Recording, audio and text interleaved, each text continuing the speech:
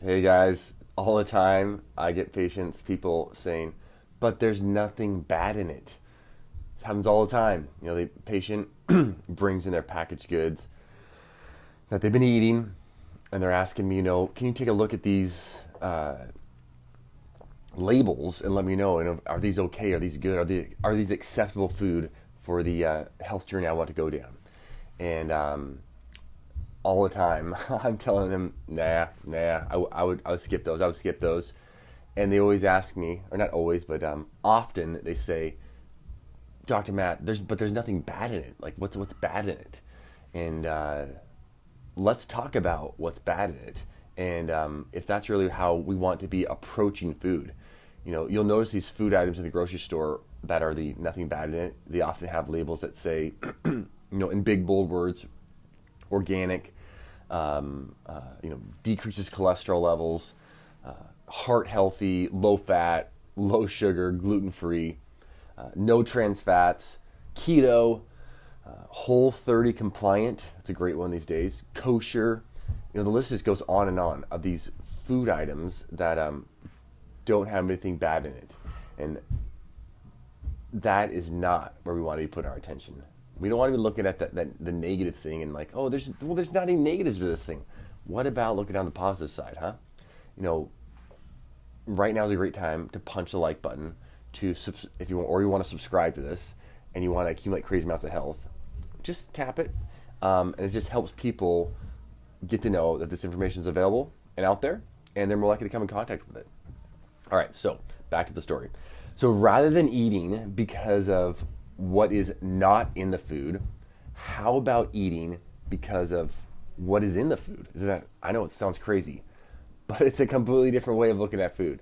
Food's role, what is it? It's to provide us the resources we need to grow and repair our being. As as well as, like, I would say, fend off infections and even permit the opportunity or the best opportunity for procreation. Food really has a huge responsibility because it's supposed to do all that stuff and at the same time, be highly palatable, be highly desirable for our being, be enjoyable. But often I would suggest, in the midst of trying to create enjoyment, we look at conveniences and how convenient it is for us to get our hands on a particular food item as, equating that with the enjoyment we're gonna get from that food. But I don't think that's the truth. I don't think that's the truth at all. The idea that real food or unprocessed food isn't convenient. I think it comes from the fact that we're usually not eating out of the convenience of trying to be free of sickness, or out of the convenience of just being loaded down with energy and vitality and vigor, and just feeling so healthy all the time. Our idea of what's convenient. I mean, it really is convenient to be able to take care of yourself in your own home, to not be in a hospital, to not be on all these medications, having to go to all these doctor's visits. To me, that is very convenient. To not, 4, 5, 6, 7 times a week having to go to different visits. But that is, for many people, that is not as convenient. That doesn't seem, we're not able to see past that to that food substance that's staring us right in the face, or at the Smart Mart, or we're like starving. Of course, every 2 hours we haven't had food in our body, and we end up consuming food substance or food like substance, mostly because we just think, oh, that's what's available right now, and it's going to make me feel good. But feeling good, a sensation of good versus actually feeling good, two very different things. We'll get to that later. But thinking about, I'm starving after 2 hours. It's kind of a crazy idea, right? That we're starving. We ate 2 hours ago, and I hear it all the time. But I'm starving. In reality, we're not starving. And if we were even to catch ourselves in that moment, we'd say, "True, yeah, I'm not actually starving." Of course, we're not starving. But when we consume foods with nothing bad in them, those types of foods, our body literally gets left in a state of hunger, of lacking nourishment, of hungering for nourishment, in spite of the fact that we've just consumed a whole lot of food-like substance. And over time, we basically end up losing our natural desire and our sensory understanding of what is otherwise a delicious, whole, unprocessed, real food. Not to worry though. I'm a shining example of a person who had no desire and no palate for wholesome, real foods, colorful foods. And now, through time and attention, my being has been transformed. My palate, my taste system has been transformed so that I now enjoy, desire, unprocessed, colorful foods loaded down with nourishment. So instead of making sure there's nothing bad in your food, consider the level of nourishment the food is offering you. I know it sounds like this is stupid. This is so simple. This is like, does this even matter? Yeah, it does. It matters a ton because this is going to help you make the decision you want to actually make, as opposed to ending up in the line at Safeway or Kroger's or whatever, sifting through thousands of packages of food, all with all these special names on their front and fancy slogans about health and organic and all that, but with no real capacity to nourish your body and to build health and to cause you to accumulate health. So, with all the toxic pressure around us in our world, it really is imperative that we look for ways to create margin, to get the most nourishment from our food substance rather than just not eating unhealthy food. Take, for example, like rice chex. So most people think rice chex is like, geez, what is even in this? It's just basically rice and some synthetic vitamins, basically. And there isn't necessarily anything in rice chex, an ingredient that we specifically say, oh, that is a poisonous thing that's going to cause cancer, or some crazy thing that's going to throw your blood sugar through the roof.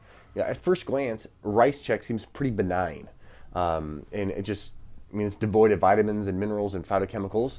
But there's nothing bad in it. Is there anything bad in it? The problem is when a food item is devoid of vitamins, minerals, phytochemicals, it is poison to our body, because every time we eat it, we're leaching resources from our system to metabolize that food substance, which then leads to this whole lack of resources, the state of malnourishment, the state of over-caloricing, eating all this energy that is devoid of true nutritional value, which in the end is more sluggish mitochondria, which is increased inflammatory load, which is weight gain, fat gain, chronic disease, arthritis, dementia, Alzheimer's, and the list goes on. So when we look at food items, that are devoid of, say, inflammatory vegetable oils, that are devoid of synthetic sweeteners or food colorings, these things that we know do not supply health promotion. If you've been watching this, these videos for the last year or so, or a couple years that we've been doing stuff, those things do not provide any health promotion. But if instead of looking for foods that just don't have those things, which, reasonable, we don't want to be eating those things, what if we were looking for foods, we were, finding foods, we were consuming foods that were just containing living ingredients? What if we were doing that?